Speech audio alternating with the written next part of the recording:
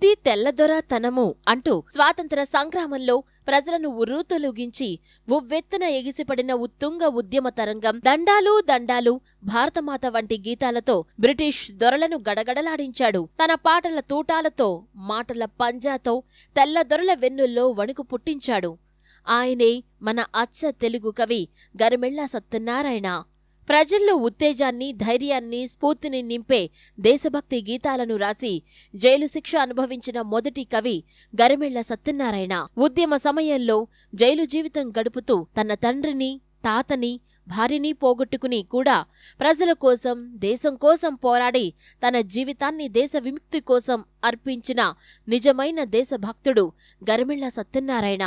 సుకవి జీవించు ప్రజల నాల్కలయందు అనే జాషువా మాట గరిమెళ్ళ సత్యనారాయణకు అక్షరాల అతికినట్లు సరిపోతుంది. చిరకాలం ప్రజల నాల్కల మీద నర్తించే పాటను రాసిన గరిమెళ్ళ సత్యనారాయణ శ్రీకాకుళం జిల్లా నరసన్నపేట తాలూకా గోనెపాడు గ్రామంలో 1893 జూలై 14న జన్మించారు. తల్లి సూరమ్మ, తండ్రి వెంకట నరసింహం. స్వగ్రామమైన ప్రియాగ్రహారంలో ఆయన ప్రాథమిక విద్యాభ్యాసం సాగింది. తరువాత విజయనగరం, మచిలీపట్నం, రాజమండ్రిలలో ఉన్నత విద్యాభ్యాసం కొనసాగింది. BA పూర్తి చేశాక కొంతకాలం గంజాం జిల్లా కలెక్టర్ కార్యాలయంలో గుమస్తాగాను, మరికొంతకాలం విజయనగరం ఉన్నత పాఠశాలలో ఉపాధ్యాయుడిగా పనిచేశారు. 1920 డిసెంబర్లో కోల్కతాలో జరిగిన కాంగ్రెస్ మహాసభల్లో ఇచ్చిన సహాయ నిరాకరణ ఉద్యమం పిలుపుతో స్ఫూర్తి పొందిన గరిమెళ్ళ స్వాతంత్ర పోరాటంలోకి దూకారు. మా కొద్దీ తెల్లదొరతనము అంటూ గొంతెత్తి పాడుతూ రాజమండ్రి వీధి వీధినా తిరిగారు.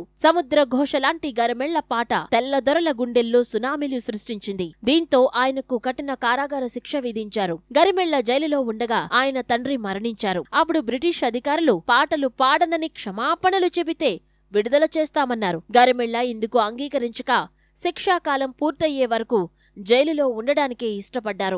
జైలు నుంచి విడుదలై బయటకు వచ్చాక ప్రజలు ఆయనకు బ్రహ్మరథం పట్టారు. చాలా చోట్ల ఆయనకు ఘన సన్మానాలు చేశారు.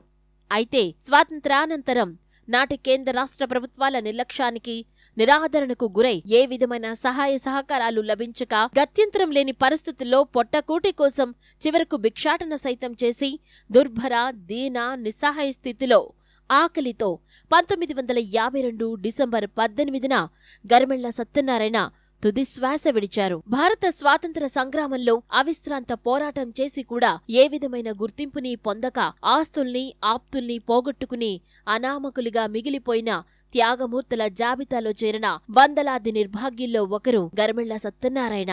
ఆయనను ఆదర్శంగా తీసుకుని ప్రతి ఒక్కరూ దేశభక్తిని పెంపొందించుకోవాలి. ఇదే గరిమెళ్ళ సత్యనారాయణకు మనమిచ్చే నివాళి.